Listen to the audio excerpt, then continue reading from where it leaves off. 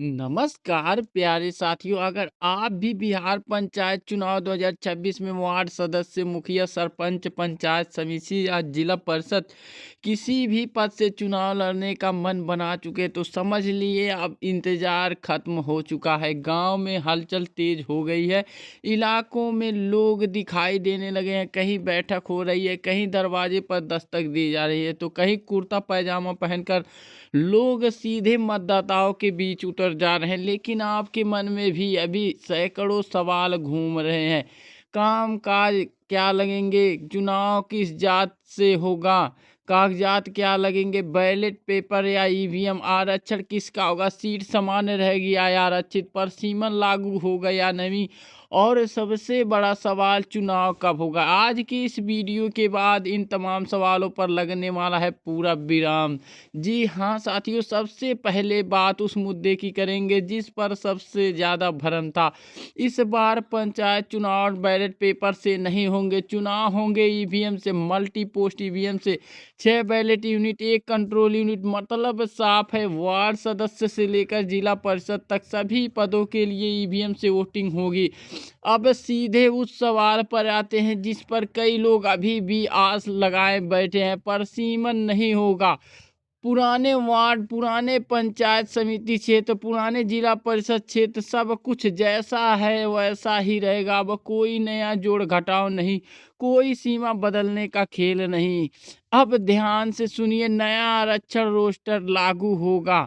10 साल की अवधि पूरी हो चुकी है। इसका मतलब जहां पिछली बार आरक्षित सीट थी वहां अब इस बार सामान्य हो सकती है, और जहां पिछली बार समान सीट थी वहां आरक्षित हो सकती है।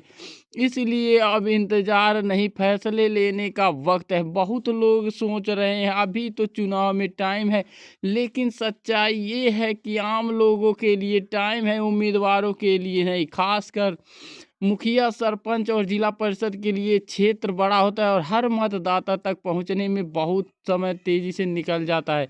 इसलिए अभी चुनाव लड़ने वालों की घोषणा मत कीजिए, सीधे वोट मत मांगिए, बल्कि लोगों की समस्या सुनिए, समाधान के लिए प्रयास करिए, अपनी मौजूदगी दर्ज कराएं।